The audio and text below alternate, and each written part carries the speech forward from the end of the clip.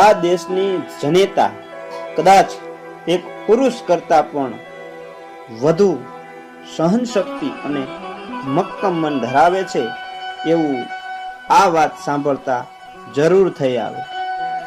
આ દેશના પાણીમાં અને લોક વ્યવહાર અને સંબંધમાં કેવી નવીનતા રહી છે કે બસ તેનામાં ખાનદાની અને રખાવટ અને વિશ્વાસના ગુણો વધુ ભરેલા હતા.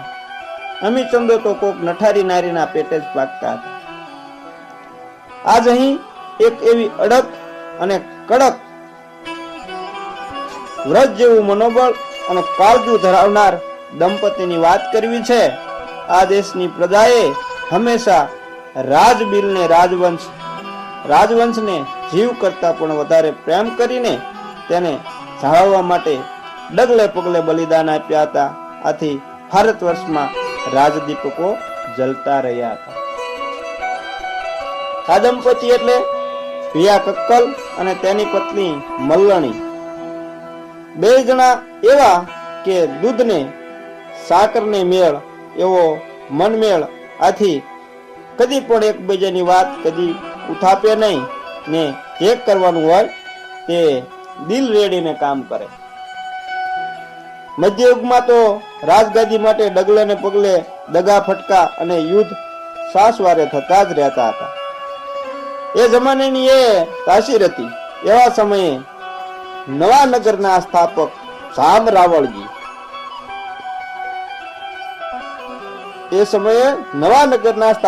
જામ રાવળજી કચ્છના જામ હમીરજીને દગાથી રાજમહેલમાં દગાથી માર્યા. પણ છતાં એમની તલવાર રક્ત તૃષાથી શાંત પડી નહોતી ને એમના બે પૂરો ખેંગારજી અને સાહેબજીને પણ પકડીને ટૂંકા કરી નાખવા આકાશ પાતાળ એક કરવા લાગ્યા. પણ એમ થોડું કઈ કાળા માથાના માનવીનું ચાલે છે. એ તો એની વિધાતાએ જે લેખ લખ્યા હોય તે મુજબ જ થાય. પણ રાજ સત્તાધીશોનો એમ હોય કે એ તો અમે કરી નાખીએ, વિધાતાના લેખમાં મેખ મારી દઈએ. જામ હમીરજી પાસે એક સીધી રહેતો હતો જેનું નામ છચ્છર બુટ્ટો. જેને થયું કે આ બે રાજકુંવરોને પણ ક્યાંક જામ રાવળ મારી જ નાખે તો જામનો વંશ ચાલ્યો જાય. તો આ વફાદાર ન કરે બે રાજકુમારોને પોતાની સાથે લઈ લીધા. તેને સાચવે છે પણ રાજની ભીષ વધતી જાય છે કે ક્યાંક ખેંગારજી અને સાહેબજી ભી વધતી જાય છે. ક્યાં ગયા ખેંગારજી અને સાહેબજી? જામ રાવળ કોઈ પણ ભોગે પોતાનું અઘરું કાર્ય પૂરું કરવા માંગતા હતા. તો તેની સામે બિચારો આ સીધી છચ્છર બુટ્ટો કેટલીક જાગ ચાલે. પણ તે કૌરવને લઈને ભાગ્યો અને જ્યાં જામ હમીરનો પાકો ભાઈબંધ ભિયા કક્કલ રેલડી ગામે રહેતો ત્યાં આવી પહોંચ્યો આ છચ્છર બુટ્ટો.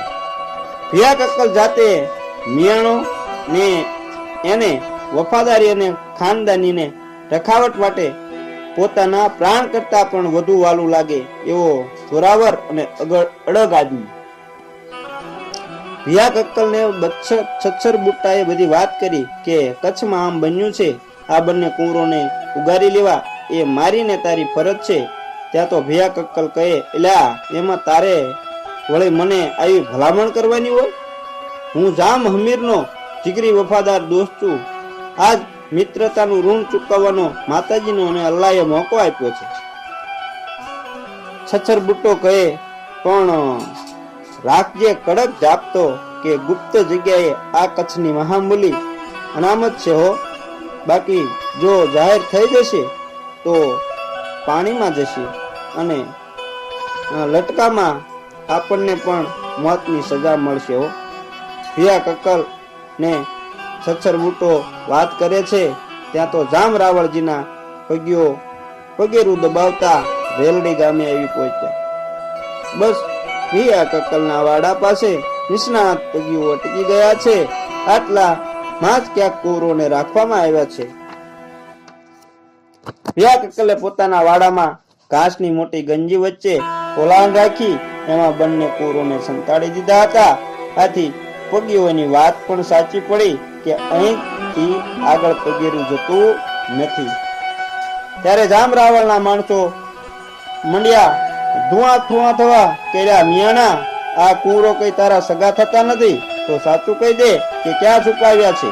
પણ ભિયા કક્કલ એકનો બે થતો નથી ને એક જ કક્કો ફૂટે છે કે મેં ક્યાં છુપાવ્યા છે, તો મેં છુપાવ્યા છે તો હું કાઢી આપું. તો જામ રાવળે વધુ દબાણ કર્યું, ખૂબ ધમકીઓ આપી, પણ જમાનાનો ખાધેલ ભિયો કક્કલ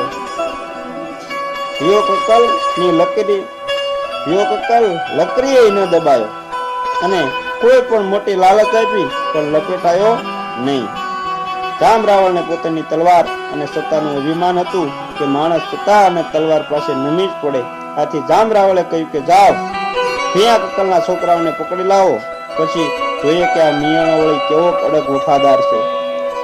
આ બધો સવાલ સામે ઉભેલી મલ્લણી નામની એની મિયાણી સ્ત્રી સાંભળે છે. તેનું હૃદય ખડકારા ચૂકી ગયું, પણ ગમે તેમ તો એક મરદની વહુ હતી. તે બધું સહન કરીને ઉલટાની એના પતિને હરમત દીધી કે જોજો હો ખાવી ક્યાંક જામ હવેલીનું લૂણ ન લાજે, ક્યાંક ફસકી ન જતા હો. મિયા કક્કલે પોતાનો દીકરો હાજર કર્યો. તરત જ જામના માણસે એના માથાના વાળ ખેંચી નજીક લાવ્યો કે કહે, બોલ જોઈએ તે રાજના કુંવરોને ક્યાં છુપાવે છે, બાકી તારું આ રતન હમણાં જ અહીં રોળાઈ જશે. અરે બાપુ, એમ હું ક્યાંથી કુંવરોને કાઢ્યા, મેં સંતાડ્યા જ નથી. ન માન્યું ત્યારે સરદારે પેલા બાળકની ડોગ ઉપર ધડાંગ દઈને તલવારનો ઝાટકો મારી માથું ધરતી કૂદી કરી દીધું અને કુમળા લોહીના ફુવારા ઉડ્યા. પણ છતાં પણ ભિયા કક્કલ કે મલણી બે માંથી એકે છડક્યા નહીં.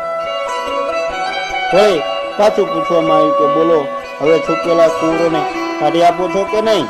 અરે એ બાપુ, તમે ગમે તેમ કરો અને અમારા બચ્ચાને મારી નાખો તોય જે અમે નથી સંતાડીએ એ ક્યાંથી કાઢી આપી એમ કહ્યું. જામ રાવળની આ ટોળીએ તો બસ ખેંગારજી અને સાહેબજી જ દેખાતા હતા. તે બધું ભૂલી ગયા અને આવો અમાનુષી ત્રાસ ગુજારતા હતા. 1 2 3 4 5 6 એમ 6 દીકરાઓને એક પછી એક વાઢી નાખ્યા. પણ ત્યારે મલ્લણી તો મક્કમ રહી, પણ ભિયા કક્કલની આંખમાં આંસુ દેખાયું તો મલ્લણીએ બાજી સંભાળી લીધી ને મંડી શાન કરવા કે હે મિયાણા, ક્યાંક આ બલિદાન એળે ન જાય હો, જરાક વધુ મરદ થા.